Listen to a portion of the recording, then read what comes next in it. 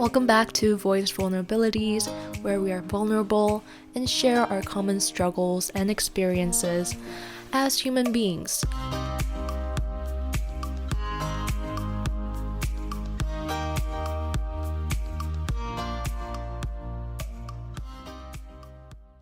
So, it was Valentine's last week. Actually, for me right now recording, it is this week. It's coming up.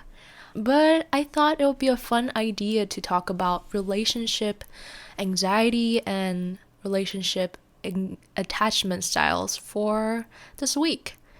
So, just to start with attachment styles, I think it will be a fun idea if the listeners try to see which of the four attachment styles that they belong to.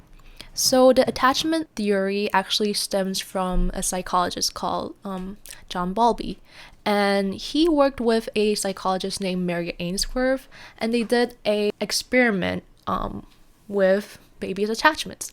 So basically, what they did was they got little babies and put them in a room with their primary caregiver, which would be their mothers.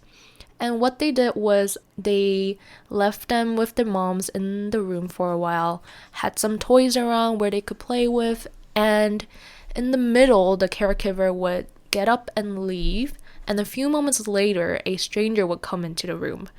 And then after that, the stranger would leave, and their primary caregiver would come back into the room. So the way that they saw the results and the way that they analyzed it was through how the babies reacted when the stranger came in and when the caregiver came back. So through the different reactions from the babies, they came up with 4 different attachment styles, and the 4 were secure attachment, insecure, avoidant, and the last one was disorganized.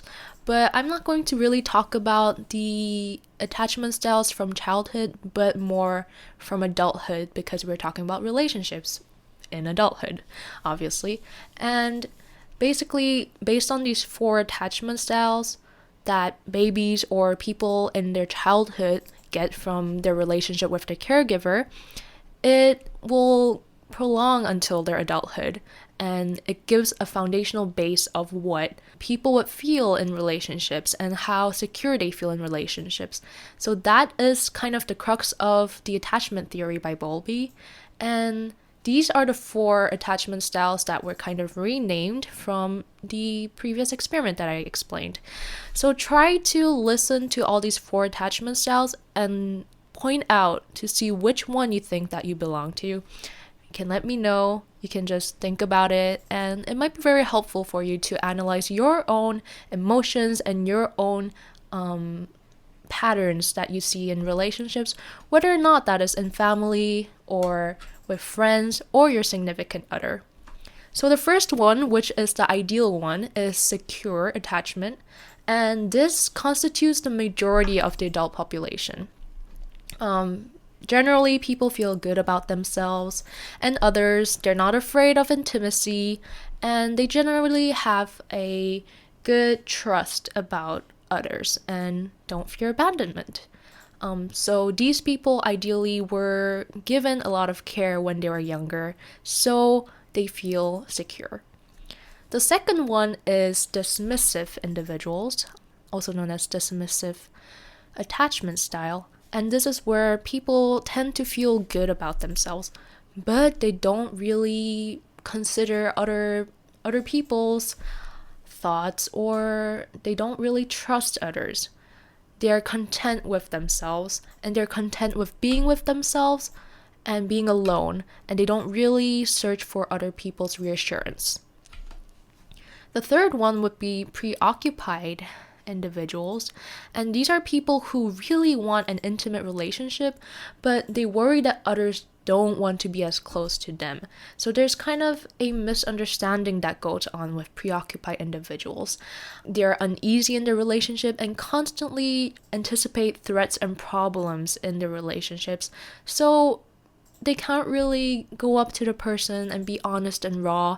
Instead, they just create a scenario in their head that people will probably abandon them or not see them as the same person if they really open up, hence them kind of distancing themselves. So that was preoccupied. And the last one is fearfully attached individuals, also known as fearfully avoidant. And this is characterized by anxiety about abandonment and the fear of intimacy. And these individuals are particularly sensitive to rejection. It hurts. Rejection hurts for everyone, but especially for those with fearfully avoidant attachment style. And for example, they may miss out on the benefits of relationships because of their fear of intimacy and their fear of abandonment, and they don't really get the benefit of what a relationship would offer. There are several consequences to being included in either of the three more, I would say, not ideal attachment styles. The thing is, for the dismissive individuals, the ones who are content with themselves but don't really seek reassurance, there's not much of an anxiety that is aroused by them or in them because you're content. So I guess that we can kind of skip. But the others, preoccupied and fearfully attached individuals, are the ones that would probably see kind of a lot of anxiety and see a lot of trust issues in their relationships. Personally, I would say that I have a bit of preoccupied and fearfully attached. I have the fear of getting too close to someone and scared that that person might leave me for this new information that they have about me. And yeah, so that would be kind of fearfully attached because I want the intimacy, but I'm scared of the intimacy because of what might come out of it. And also as a preoccupied individual, I am scared that people aren't as close to me as I think that they do. So what that means is that I'll be pouring out a lot to them, but I would think that they don't feel the same and won't pour out back to me. So it feels like kind of a one directional relationship. So I would say that in the context of a relationship, so having a significant other, having either of these attachment styles could be a barrier, could be an obstacle in your love life. So for example, if you are fearfully avoidant, then you wouldn't trust yourself to be honest. And in a relationship, it is so important to be good with your communication and to also say your feelings and emotions, or else it will lead to misunderstanding. But since you're scared of sharing it, there are kind of open patches that aren't really filled for the other person. And that creates misunderstanding. They don't understand what's going on. They feel left out. And it's just a really frustrating situation. And for those who are preoccupied, because they don't think that the other person is as caring to them as they think they are, they constantly seek reassurance. This is where you would find the typical clingy relationship where they constantly require their time, they constantly require them to voice out that they love them because they don't feel secure that they are really feeling loved. So just to track it back to see where this stems from, because according to the attachment theory, the attachment styles that I'm talking right now are stemmed from the relationship that you have with your primary caregiver when you're young, from around, I would say, 1 to 5 years old. And basically, those who are preoccupied or fearfully attached didn't have really a good relationship with their primary caregiver when they're young. They might have been neglected, their emotions might have been ignored, and they probably weren't given much attention. And what you learn from then gets ingrained in your brain, and this pattern goes on and on until you're an adult. So just to say that you don't need to really blame yourself. You don't need to blame the other person if that person is showing any symptoms, showing any signs of this distrust or fear of intimacy. It might be a result, it might be a consequence of parenting, child being abused or neglected in childhood. Just to say that let's have empathy for everyone, but at the same time, know how to build your own boundaries and not get entangled in these sorts of relationships with so much anxiety and fear of abandonment, intimacy, because those won't reap good results. It won't make you that happy. So what you can do, basically, if you want a healthier relationship, is to, first of all, analyze and see which attachment style you belong to. If you're secure, then you're good to go. If you're preoccupied or fearfully attached, you would probably want to see first the signs that you're showing, the patterns in all of your relationships, and then connect the dots and see where the problem is stemming from. Always the first step is recognizing. And once you recognize what attachment style that you are struggling with, you can go on and try to build better narratives about yourself. So for example, if you are a preoccupied individual, you always think that, oh, that person does not care about me. That person does not love me as much as I love them. A way to kind of change the narrative would be, no, that person loves me as much as I love them. And just see the patterns of the behaviors and the things that have been done from that person to you. And if it truly aligns, if their behaviors align to the if they align to the idea that they really love you, then this is a good sign, and you would constantly try to remember and rewire your brain that they are consistent and what you are thinking can be slightly erred or wrong. And for, let's say, fearfully attached individuals who are scared of intimacy and abandonment, it will be good to kind of explain this to your partner or even your friend that you're scared of intimacy, but that you recognize this as a problem and that you want help from the friend for you to become raw and honest without any judgment. What I personally find quite helpful is if I talk to my friend or if I talk to my significant other and explain this problem that I have, and explain to them that this is not really the way that I intend to convey myself. This is not the way that I wish our relationship was going, but it's so ingrained in me. This fear is so ingrained in me that there's really nothing much I can do. So what helps is that you convey to that person this problem you're having, and thus that you eliminate any of the misunderstanding that you could have produced from any of the symptoms and signs that you had because of these attachment styles. And from then you can more openly tell them that, okay, I really want an intimate relationship with you. I really want to have trust in you, and I really want to know that I won't be abandoned. You convey that to the person and you work together as a team to make that become true.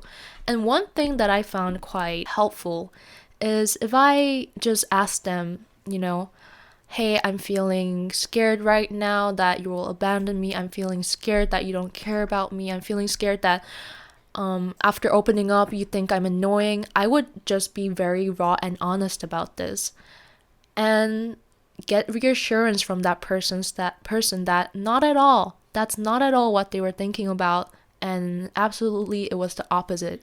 So it's you kind of get the reinforcement that, okay, this is just all in my head. The truth is that this person truly cares about me. This person will be there for me when I'm really tired and when I convey that. And what I'm thinking is just from my head. So that will be the beginning steps of being super honest about your problem and being very open about your emotions, whatever you're feeling, saying, hey, I'm scared you're gonna abandon me. I have this fear that if I talk about my past life, you will leave me because you'll think I'm a bad person. You just be honest about that, and if that person has a wide enough plate, if they have a deep enough heart, they will understand it. They'll definitely understand it, especially if they love you. So my advice would be to be honest, especially with the people that you think you want to be the most intimate with. Be super honest, and if they truly care about you, they will understand you and they will accommodate to your needs because you're such a loving person and you're a special person to them, and they will do anything to keep that relationship healthy and to keep that and to maintain that relationship.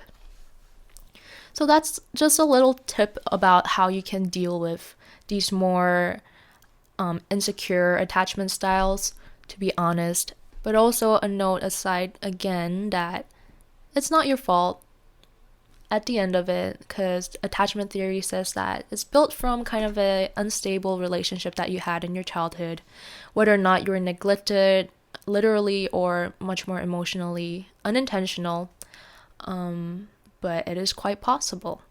And these things we carry with us into our adulthood, and sometimes we blame ourselves why we cannot fulfill the right conditions, why we cannot feel so comfortable being honest and raw.